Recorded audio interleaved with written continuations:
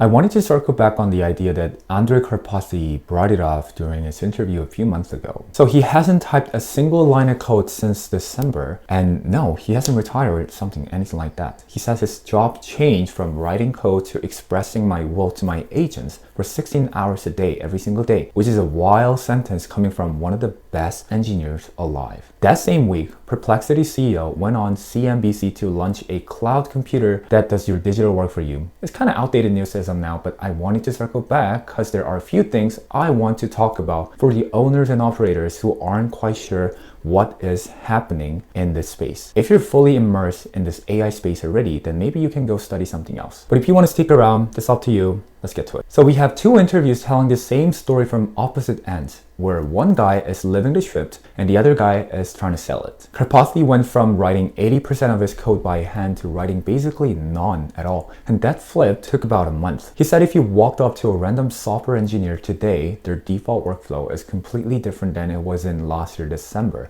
And normal people have no idea that this happened, which is kind of crazy to think about because people I know within my network who own brick and mortar stores, physical, local stores, 7 out of 10 people, surprisingly, do not even know what's available to their doorstep besides just chatting with their favorite local LLM, ChatGPT. So the rate of people accepting the shift is already moving really fast. At some point, I'm sure it's going to accelerate like a tsunami and a lot of people will get hit by it, whether through their losing their jobs or getting replaced. Honestly, I think we may already be inside that shift. Most people just haven't admitted it yet. What that means is the work is no longer doing the task. The work is directing the task. Like I said, I always talk about this, being a manager. Karpathy calls these macro actions where you hand out whole chunks of work to different agents and review what comes back, not every single line of code. For the last 10 years, you felt limited by resources, whether that was time, money, or staff. That is flipped now. Capability is abundant now, and when something does not work properly, everything is a skill issue. I literally get nervous when I have subscription usage left over because unused capacity means I was the slowest part of the entire system. And I don't know how you feel about this one. Do you feel the same? Or maybe you aren't even sure what I'm even talking about right now. So I want to share my own experience so far. My rate of learning and implementing is almost instantaneous now.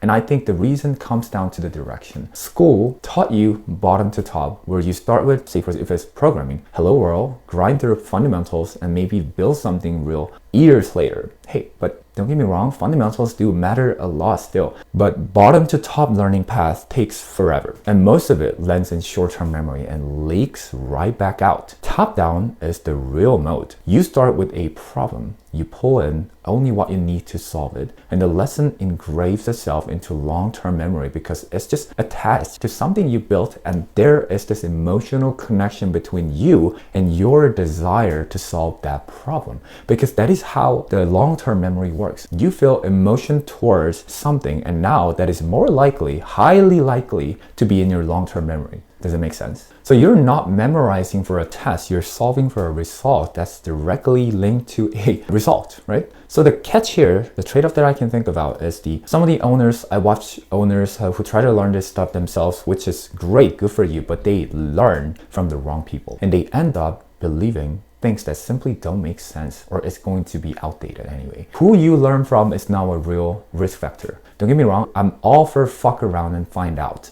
But you are not a normal person. You are a business owner. If you have resource, then that resource should be spent on the things to reduce the likelihood of failure. Is it not, right? So not just spend like 100+ hours to figure out yourself when the answer can be just found with $100 an hour AI by an AI engineer, right? And I'm assuming most of you heard the prediction that AI models would converge into one commodity brain. Both interviews said the opposite happened. Perplexity CEO says models specialize where Anthropic got good at coding, OpenAI at writing, and Google at multimodal. That's his take, by the way. Karpathy goes further and predicts speciation, like the animal kingdom, where different brains evolve for different niches in industries. You know, I see this every day in my own stack as well, though I have a little bit of a different view than the CEO of Perplexity. So my stack is Codex GPT 5.5, which that handles my backend, all my backend backend, and I have never once seen it drop on instructions so far. And Claude handles the design and front-end refinement pointed at the same repository, and I route between them based on what each one does best. Now, the reason I don't trust Anthropic models with backend work is because context fraud is real, and it happens very, very frequently. I don't know, right now it's also happening, but it used to happen a lot. So the model quietly forgets things you said earlier in the chat. So the test I run is something like at the start of a chat, what you can do is you can drop in a random detail, like a person's name, random person's name and what they're wearing, and around 50 to 60% of the context window, you can ask about it. And if it does not remember and spits out garbage, then you know context is rotten. And two rule-up thumb you can take away is compact your chat manually once you hit like 50-70% capacity. I don't think it makes sense for you to wait for the AI to auto compact, because by then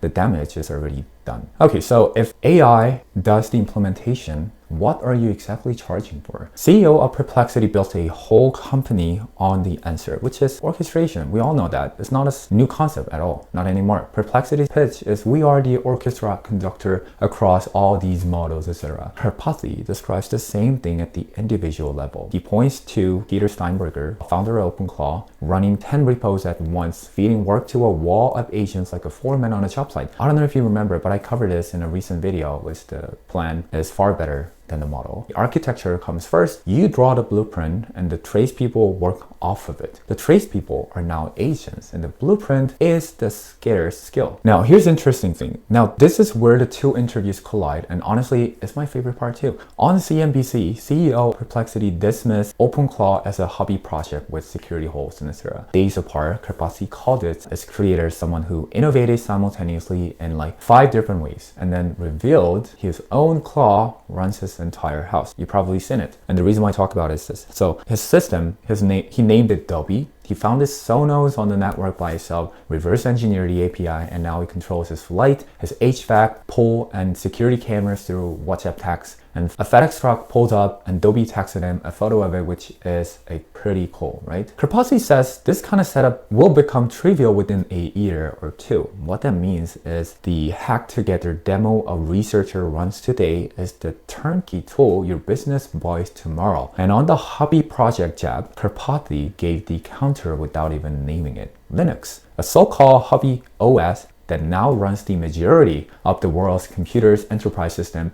because the industry already demands a common platform nobody owns. You can measure that demand right now. For example, PewDiePie released a thesis, a fully self-hosted AI workspace on May 31st, right? And it passed 60,000 GitHub stars in about a week, because who doesn't like the owning their AI instead of just renting it and paying for it, right? But I want you to notice something about thesis. The code base isn't something like magical, and it's mostly just bundles existing open source projects. If a no-name developer shipped the same repo, I would give it a maybe 0.0001% chance of going viral. PewDiePie, he's not even a developer, right? He's a YouTuber. He shipped it and broke GitHub. And what that means is that when implementation gets commoditized, trust becomes the product. Let's think of it like 2 people selling the exact same system to a law firm. Same code base, identical to every single line, everything. One appeared out of nowhere, and the other has a track record online with finished projects and videos showing the work, things like that. Who do you think gets the contract? Obviously the second one. Credibility and integrity are the real moats right now in this era. So if agents are already this good, why does anything still need you? Can't we just let them handle everything? Oh, trust me, we will let them do whole lots of things that you can possibly imagine within 3 to 5 years. Trust me. And I'm actually scared by that. Karpathy's answer is that the models are jagged, the roughness. He says working with them feels like talking to a brilliant PhD student and a 10-year-old at the same time. They crush anything verifiable, like code that has to pass the test, and they flounder on nuance, intent, and judgment calls. His proof is kind of funny, like ask ChatGPT for a joke and you get the same ADOM joke from like a few years back, because jokes were never the part of the training we were. That roughness, the jaggedness, is your seat at the table. So my take on this for the moats are credibility, taste and judgment, and domain knowledge, which matters more than ever, and the speed of action, which I think is very hard to do. None of this live in a model. All of them live inside of you. Okay, don't get me wrong, I don't want you taking this as a